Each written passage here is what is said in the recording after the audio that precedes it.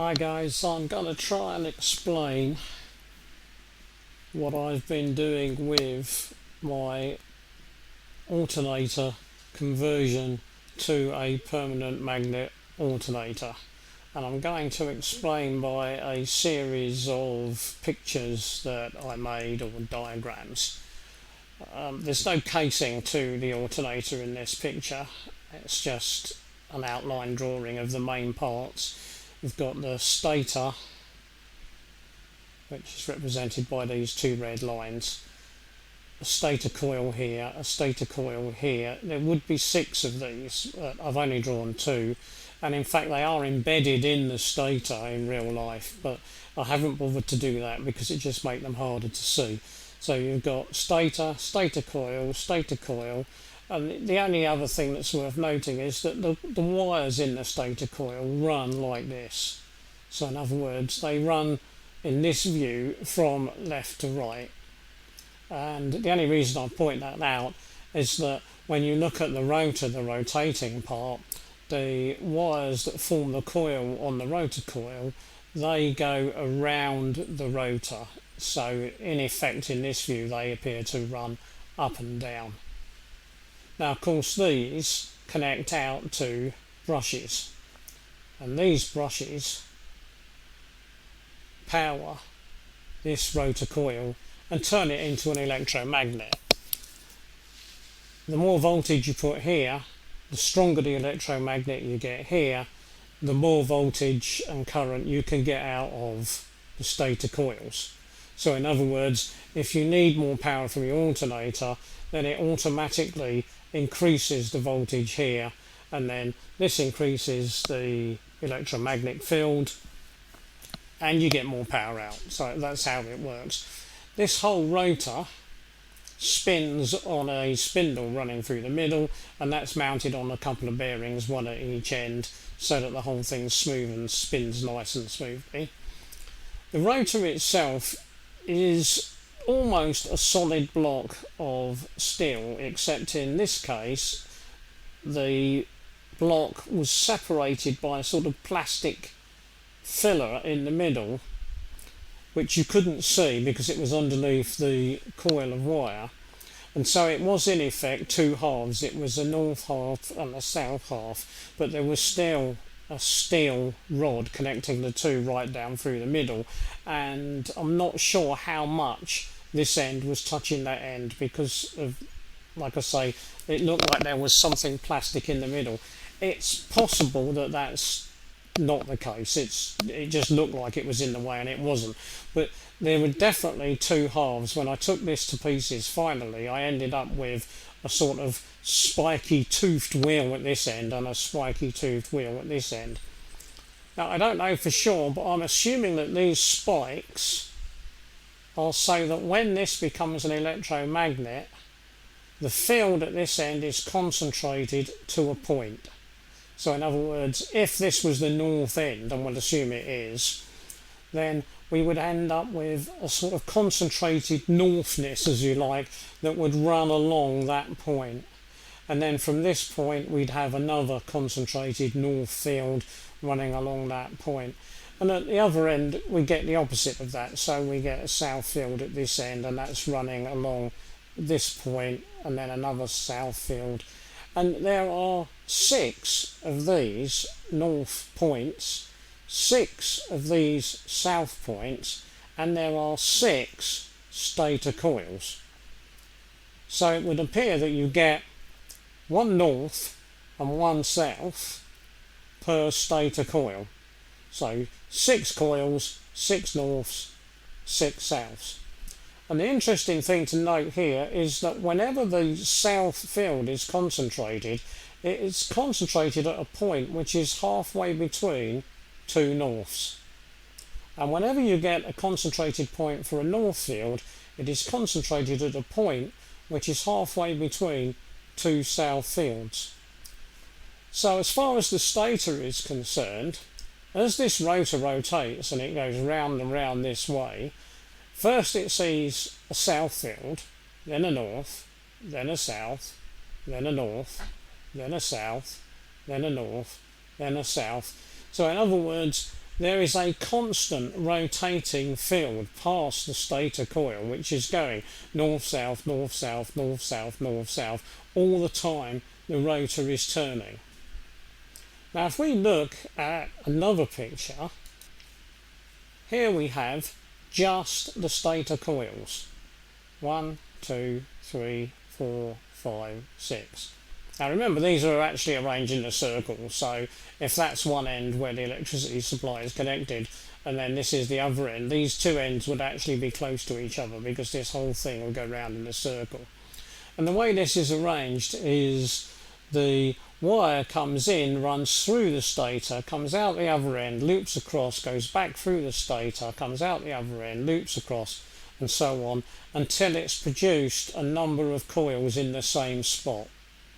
And then it moves on and does the same thing all over again and produces another coil. And then it moves on and does another coil, and on and so on, round and round, until we've got 1, 2, 3, 4, 5, 6. But it's looped in such a way that this point here, with a little arrow on it, is always the down point. So let's say the wire always comes down this way, goes across, and then it always goes up that way. Now you can see that when it comes round and it's done enough of loops and filled up all of the slots in the stator, it could come across here and go up that way. But it doesn't. It goes across and it goes up this point and around and down, and up and around and down. In other words, it does exactly what it did on the previous coil. And then when it's finished here, it goes across, and again it could go up here, but it doesn't. It goes across and around and around and around and around. Basically what that means is that every coil, the wire is coiled anti-clockwise. It goes around and around like that, anti-clockwise. So it never gets to a point where it gets to here and then suddenly decides to go round that way and become clockwise. It will always go around in an anti-clockwise direction. So it comes here, round, round, round, always anti-clockwise, gets to the end, and then we finish. And if we were to connect this point and this point to a meter and then run a series of magnets across this stationary bit of wire coils, we might just about get a very, very tiny current coming out from these two wires, if we were lucky. Now, if it was that simple, then everything would be really simple, but it's not that simple, because obviously there are actually 36 slots in our stator. So if this was the first set of 6 coils, we use slot 1, 4, 7, 10, 13, 16. But then there is a new set of coils that use the next slot. So 2 and 5, 7 and 10, 8 and 11. This set of 6 coils we could consider to be phase 1. This set of 6 coils could be phase 2, and this set of 6 coils could be phase 3. And you can see that this one has moved on from that one. So that was 2 and 5, and this one has used slots 3 and 6. 8, 11 has now become 9 and 12, and the end result is that we've used from slot 1 to slot 36. We've used them all, and we've gone 1, 2, 3, 4, 5, 6, so there are no gaps. So we've got 3 sets of coils, 6 coils in each set, and that's 3 phases, so it's a 3-phase alternator. Now if we now assemble those all together, we get this, and that's why I didn't draw this picture first, because it's a job to tell that there are in fact 3 sets of 6 coils here, because they're all overlapping each other. But the way I've drawn it, you can see that there's phase 1, we go round and back up, that's phase 1, and then it would go round and back up, and come out at the end, and there would be phase 1. Phase 2 sits in the next slot or starts in the next slot and then overlaps phase 1. And phase 3 starts in the third slot, goes round and round and round and round with all the 6 coils, and then it's overlapping each time and comes out at the end here. And remember that this is actually a circle, so these 3 inputs, if that's what you want to call them, are fairly close to these 3 outputs, because this thing just curls round in a circle. Now, what we need to do next is to look at what happens when we add the rotor to this picture. Now, if we look at the rotor, if the rotor was sitting in here and it was the electromagnetic rotor, we would have 6 north concentrated poles caused by our 6 north tooth shapes or triangle shape, and we would have 6 south poles caused by our 6 south tooth shapes or triangle shapes. And in this picture, north is facing the up side and south is facing the downside, and it will always be that way. So there's south facing the downside, go across, wire coming down, south side, wire going up, north side, wire coming down, south side, wire going up, north side. Excuse me. But remember, this is turning. So very rapidly, this north moves to here, this north moves to here, this north moves to here, and at the same time, this south moves to here, this south moves to here. So at the moment, at any given moment in time, this south may be at this point, and this north may be at this point, but a split second later, this south will be opposite here, and this north will be opposite here. And this south will have moved to here. And so this point, which is currently south, a split second later will have that north opposite, so it will be south. And this, which is currently north, will have this south opposite it, so it will be south. So these 2 wires are constantly feeling a change from south to north, north to south, south to north, north to south. And that's why we get an alternating current.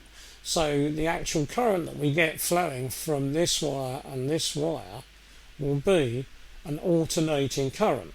And that will be, remember, from phase 1. Now we've got 3 phases, so we will have one alternating current from phase 1, another alternating current from phase 2, and a third alternating current from phase 3. And so where the triangle that concentrated the south from the electromagnet was, I placed a south-facing magnet. And where the north triangle was that concentrated the north electromagnet, I placed a north-facing magnet. So I haven't drawn the rotor in the background because it would just be a blob in the background and make no difference whether it was there or not. All I've done is drawn the magnets that would be glued to the rotor.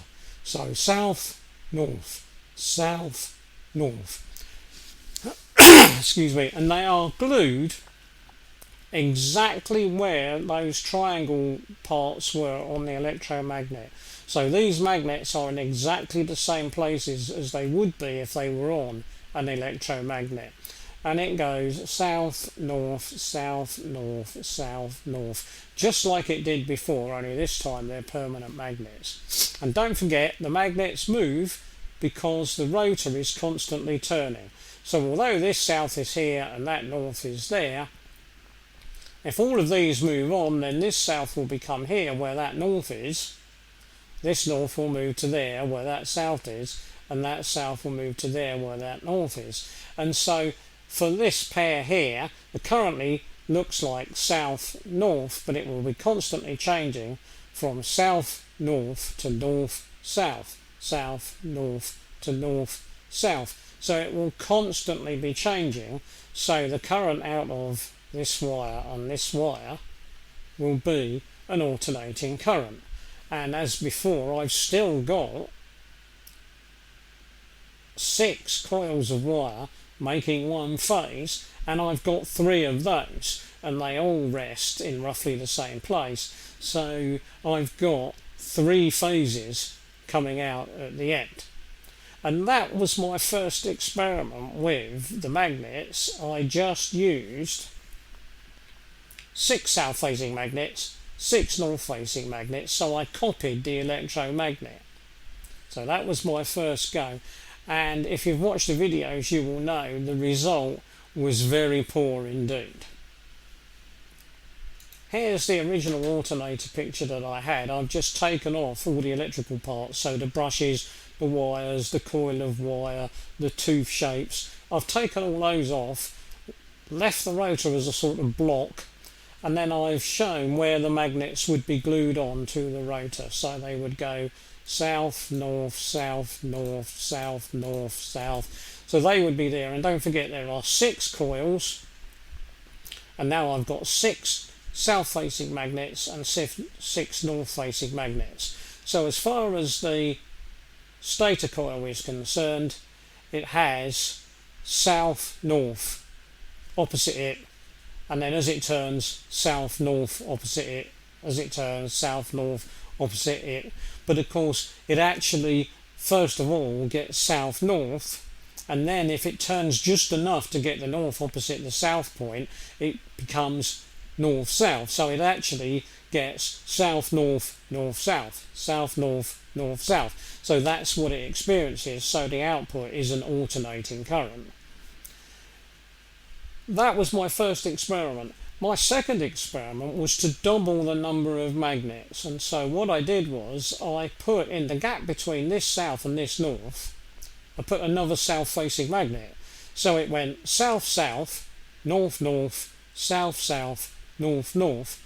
So I now had another 6 north magnets and another 6 south magnets, and I put them exactly where they would line up with the phase 2 windings. So they couldn't interfere with phase 1, they couldn't interfere with phase 3, because they were exactly opposite the phase 2 windings. So at any given moment in time, there would be a south magnet opposite phase 1 winding and a north magnet opposite phase 1 winding.